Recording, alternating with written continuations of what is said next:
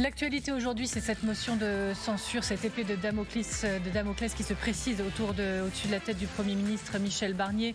Le Rassemblement national a dit ce matin, nous voterons la motion de censure, sauf miracle. Donc, que veut dire le mot miracle? Et y a-t-il encore des gens autour de cette table pour y croire? Y a-t-il du monde à l'Assemblée nationale même pour y croire? Frédéric Delpech, on se retrouve, vous êtes sur place, vous suivez cette journée et je vous en remercie avec Belinda Sidamed. Elle est inéluctable, Frédéric, cette motion? La motion, est-ce qu'elle est inévitable? D'abord, est-ce que le 49.3 est inévitable? Ça, c'est la première question à se poser et on aura la réponse cet après-midi. Pour l'instant, chacun campe sur ses positions. Le gouvernement, n'a pas fait de nouvelles concessions et le Rassemblement national joue toujours la carte de la fermeté. Alors, que se passera-t-il cet après-midi? Il y aura sans doute un dénouement après les réunions diverses et variées. Le RN en réunion ici à 14h et puis Michel Barnier qui réunit autour de lui à Matignon à 13h45 les partis de son bloc central pour donner la position du gouvernement. Alors le débat est à 15h, on va s'interroger sur le fait qu'il y ait oui ou non un 49.3 dès l'ouverture du débat. Ça, c'est la possibilité pour Michel Barnier d'actionner ce 49.3 qui serait, et vous l'avez dit, immédiatement suivi d'une motion de censure déposée par la gauche. Mais il peut aussi, le Premier ministre, laisser le débat se dérouler et il y a dans ce cas l'examen d'une motion de rejet préalable qui a été déposée ce matin par le Parti socialiste. Et là, il y aura un vote et on pourra avoir une surprise avec un éventuel rejet du PLFSS. Donc tout ça n'est pas encore complètement écrit. Ça va se dénouer dans les heures qui viennent. Mais en tout cas, si on en croit les positions de fermeté des uns et des autres ce matin, le RN est toujours disposé à voter la motion de censure s'il y a 49.3 bien évidemment. Merci beaucoup Frédéric Delpech, on suit tout ça avec vous. Je vois, en prévision du débat cet après-midi, le PS a déposé une motion de rejet préalable qui sera défendue dans l'hémicycle par Boris Vallaud. Bon, ça c'est une confirmation. Merci à Belinda Sidamed que j'ai pas remercié et c'est mal. Bonjour à vous Christian de Boissieu. Bonjour. Merci beaucoup d'être avec nous. Économiste, vice-président du Cercle des économistes, professeur émérite d'économie à l'Université Paris 1 Panthéon-Sorbonne. Quand vous regardez ce qui se passe là actuellement, il y a les deux ministres en charge du budget de l'économie, Antoine Armand et Laurent Saint-Martin, qui sont entre les murs de Matignon. Quand vous regardez toute cette situation, vous êtes catastrophé? Comment vous verbalisez? Écoutez, en tout cas, je suis pas complètement étonné. Et en même temps, tout ça n'est pas une bonne nouvelle pour la suite. D'abord pour le présent et pour la suite.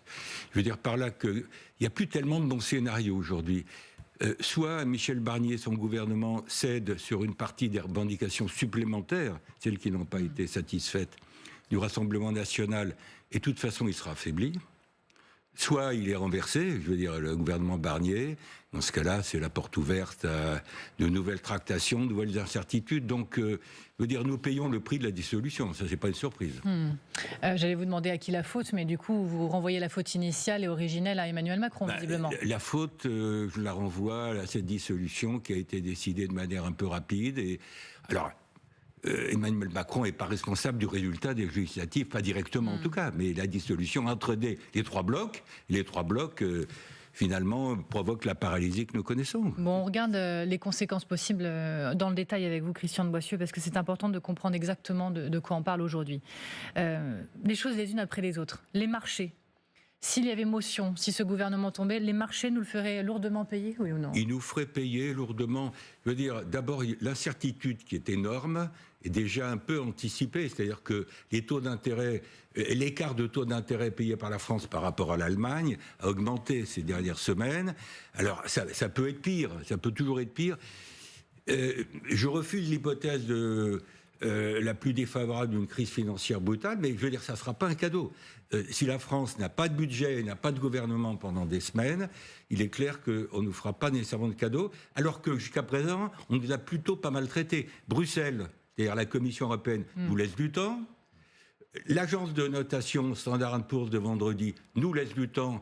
Visiblement, ils ont maintenu la note et la perspective pour ne pas interférer avec le débat démocratique et politique en France. Et je trouve ça plutôt de bon augure. Mais on ne va pas nous laisser indéfiniment du temps. Et donc les taux d'intérêt s'envoleraient ? Ils augmenteraient, s'envolaient, j'en sais rien, parce que, je veux dire, il y a encore quand même, excusez-moi, il y a beaucoup d'argent dans le monde, et que même si la signature de la France a été un peu dégradée par tous les événements, la signature française attire encore. Quand vous regardez les dernières émissions de l'État, c'est-à-dire du Trésor français, ça a été sursouscrit. Et puis alors, j'allais dire, ce qui nous sauve et ce qui nous plombe à la fois, c'est l'Allemagne. Le fait que l'Allemagne soit à 0% ou en récession, c'est pas bon pour nous, pour notre croissance. C'est notre point de partenaire et client.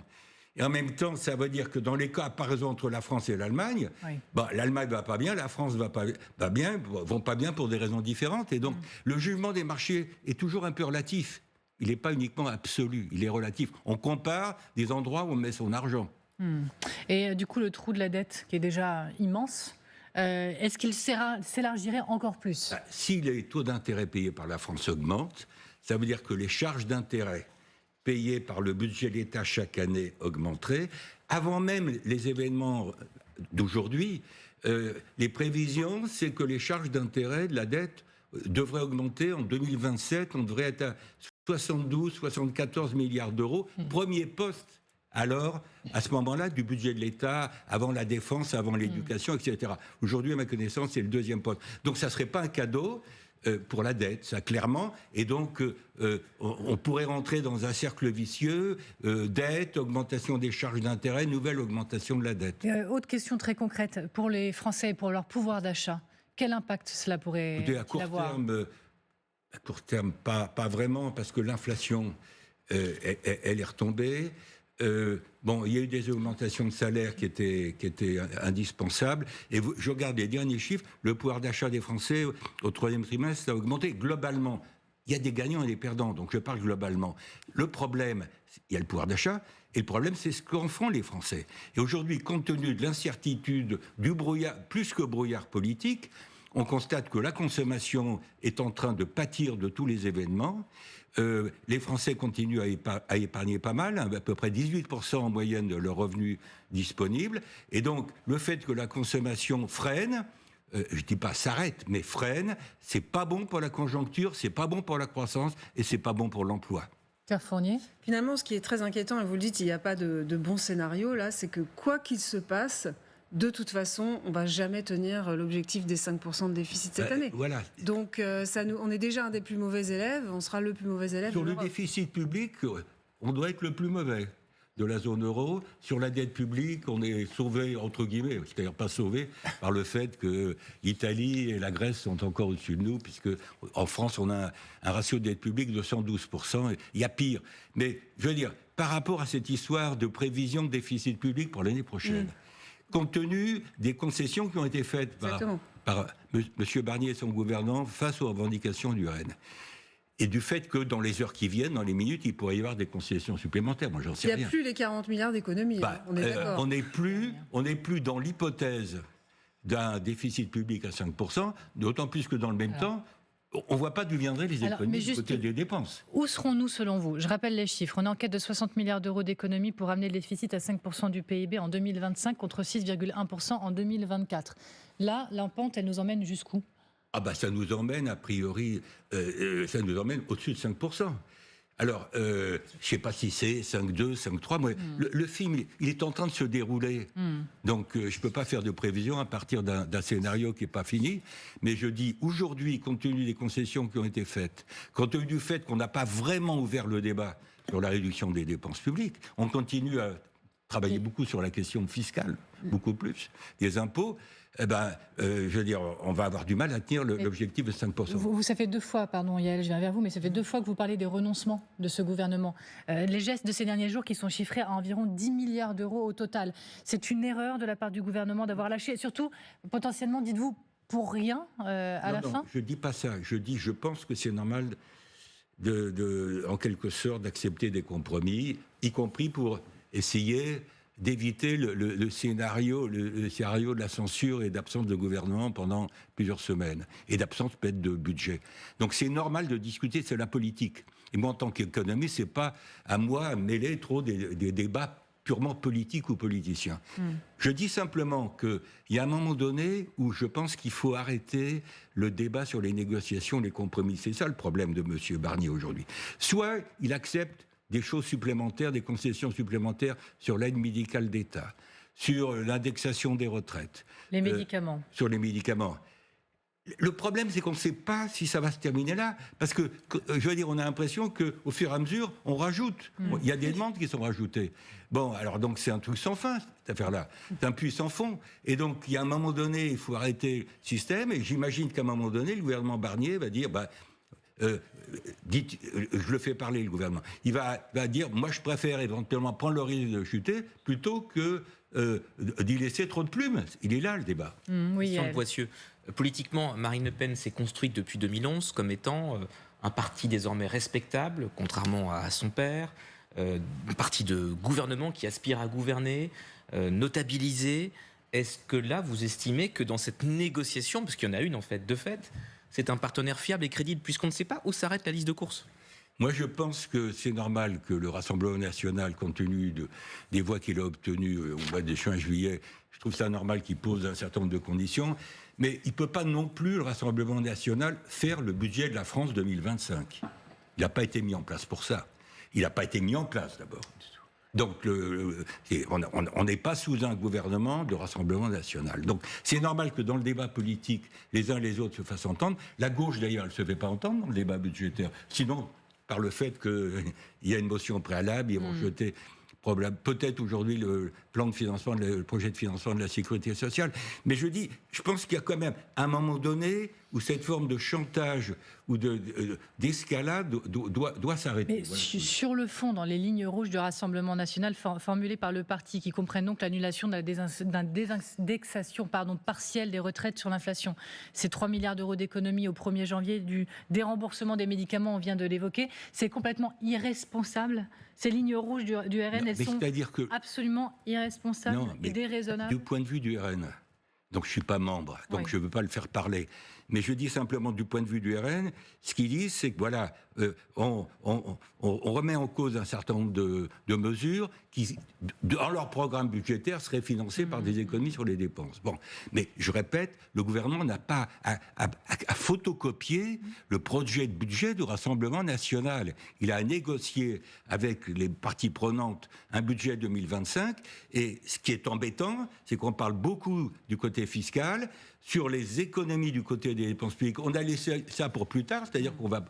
Je ne sais pas quand on l'aborde, je ne sais pas quand on aborde ce problème des dépenses publiques. On vit dans un pays où ça fait 20 ou 30 ans qu'on parle de la maîtrise des dépenses publiques, qu'on parle de la réforme de l'État, et ça fait 20 ou 30 ans qu'on passe d'une commission à une commission, d'un rapport à un rapport, et qu'on n'arrive pas à gérer ce sujet. Est-ce que peut-être vous pouvez éclairer les Français sur les conséquences concrètes pour eux? On a parlé... C'est pas concret, là. Si, pardon, mais je veux dire dans leur quotidien, bien sûr. C'est dans leur quotidien, c'est-à-dire qu'on a parlé des taux d'emprunt qui pourraient augmenter, effectivement. Sur les impôts aussi, il faut peut-être préciser que si on reconduit le budget 2024, tout d'un coup, il y a des gens qui vont payer plus d'impôts sur le revenu, et même certains qui n'en payaient pas, qui vont devoir en payer.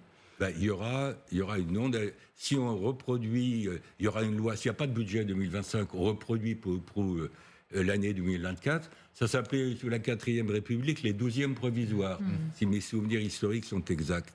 Bon, ça veut dire que, par exemple, il n'y aura pas d'indexation du barème de l'impôt sur le revenu sur l'inflation. Alors j'allais dire, heureusement, l'inflation a un peu baissé, mais il y aura quand même un surcoût fiscal pour les Français qui payent l'impôt sur le revenu, c'est-à-dire...